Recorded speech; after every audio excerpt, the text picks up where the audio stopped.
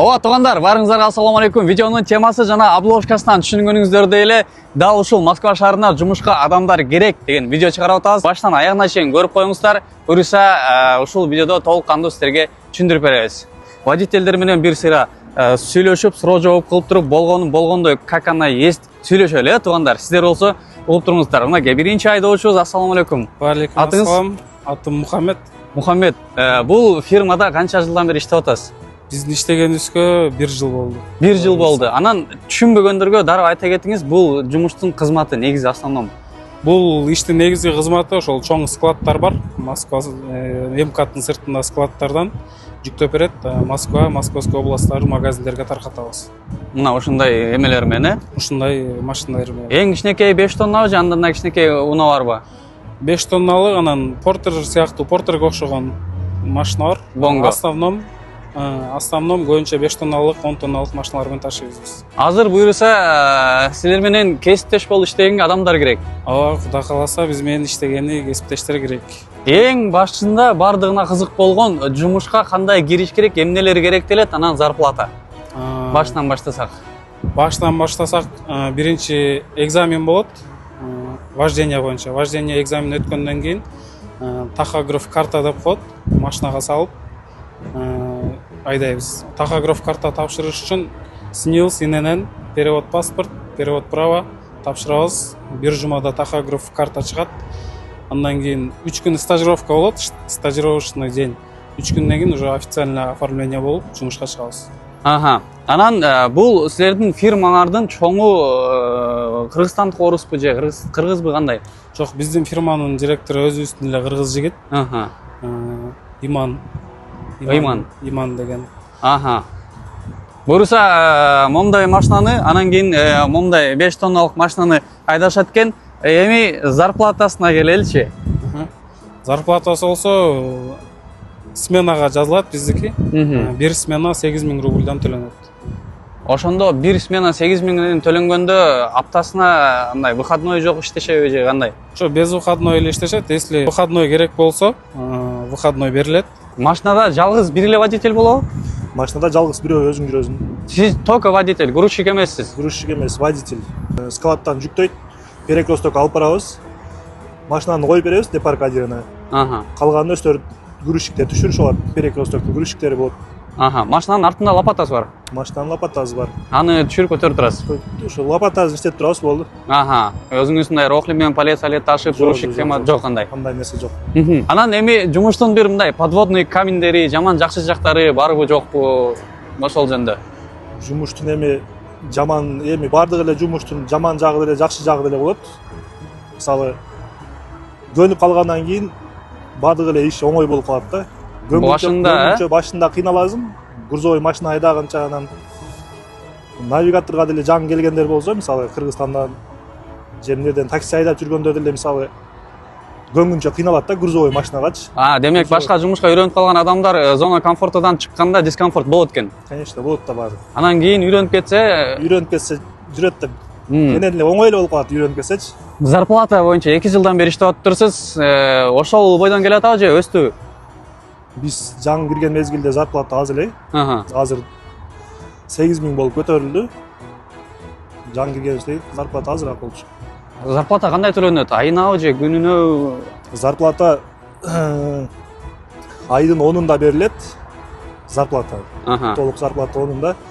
20-сында аванс берилет. Эки бөлүнөт экен ошону. Берилет. Жумуш эч кандай левый эмес, официально трудоустройствосу менен. Договор. Официально трудоустройствосу менен договору бар. Официально договор жасап беришет өздөрү. Болду, ошол менен эле иштей болот. Анан азыркы учурда Бишкектен жана Оштон набор башталып атыптыр. Демек бул дегени Кыргызстандан деле иштейм деген адамды силер сүйлөшүп, анан бул жака алып келип, баягы перелетторун төлөп бере алат деген чынбы? Ооба, чын. Бизге буга чейин эле андай водительдер келген. Мисалы Кыргызстандан набор болот, ал жактан вождение өткөрүп, анан бул жака алып келет. Бул жактан жатаканасын полный условиясын кылып берип, документациясын бүтүрүп жумушка чыгарат. Анан бул жака келди адам же болбосо бул жерде эле иштеп аткан адам силерге жумушка кириши үчүн жанагы силер башында айтып аткан документтердин баардыгын топтош керек экен, чогултуш керек экен. Бар болсо дагы жакшы экен, дароо эле өткөзөт экен ошондо. Сөзсүз түрдө талап барбы? Айдап жүргөн адам керекпи же айдабаган деле адам үйрөтүп аласыңарбы? Эми основном көбүнчө айдап жүргөн адам болсо жакшы. Айдабаган деле адам, мисалы мен деле портерден бөлөк чоң машина айдаган эмесмин. Бул жака келип вождениядан өттүм.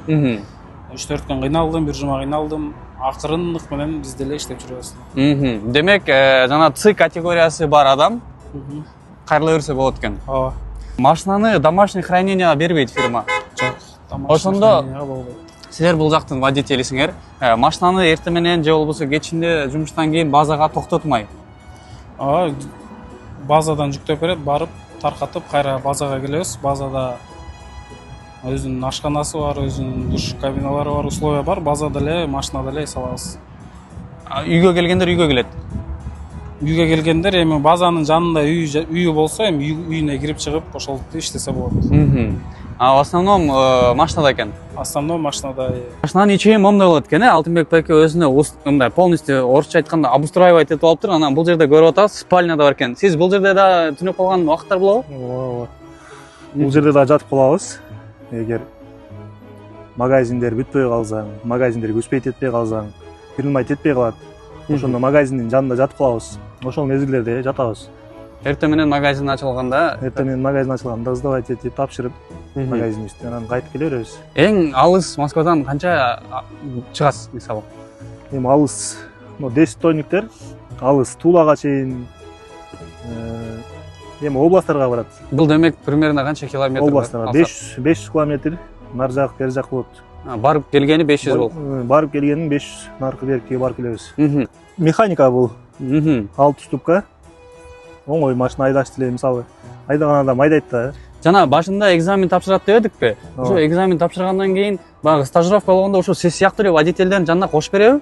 Стажировкага кадимки ушу өзүбүздүн кыргыздарга кошуп берет. Сиздер 3 күн жумушта алып жүрүп, үйрөтүп, көрсөтүп, жаныбызды алып жүрөбүз. Үйрөтүп, биринчи рейс, экинчи рейсте 3 рейс биз менен чыгыш керек стажировкада. 3 рейс айдатып, үйрөтүп, таха картасын салабыз, тахограф могул жерге.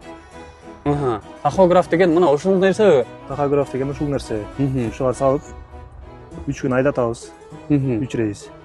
Машинаңыздын ичи кенен экен. Обзор өтө чоң экен. Машина кенен жакшы. Баягы легковойлордун момундай болуп тиги бийиктиктен карап айдайт экенсиз. Эми могу бүскүлөрү дагы чоң-чоң. Кенен көрөсүң. Эки жагын көрөсүң, астыңы, артыңы кенен көрөсүң. Камералары бар аркасына. Момундайлар, Камера бар артын көргөнгө. Буюрса, сиздин кесиптешиңиз болуп, биздин мекендештер кааласа Кыргызстандан, кааласа Россиядан келип калса, сиз менен деле жүз көрүшүп, сизге деле стажер болуп отуруп калыш мүмкүн экен, Ооба, Кудай кааласа, эми келгиле келип иштейм дегендер, аракет кылгыла келип иштейм деп аракет кылсаңар, ушу көрүшөбүз, Кудай кааласа, ушу жердебиз биз. Кесиптештер менен эми күнүгө эле базада көрүшөбүз.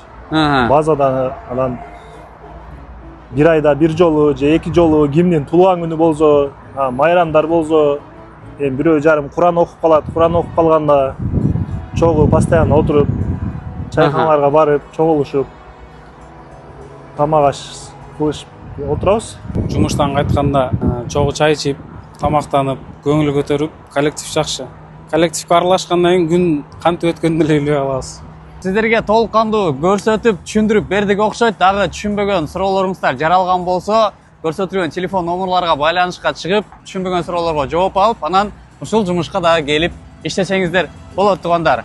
Мухаммед, сага чоң рахмат, убакыт ажыратып, маалымат бергениңер үчүн. Буюрса, кийинки чыгарылыштардан көрүшкөнчө, ассаламу алейкум дейбиз.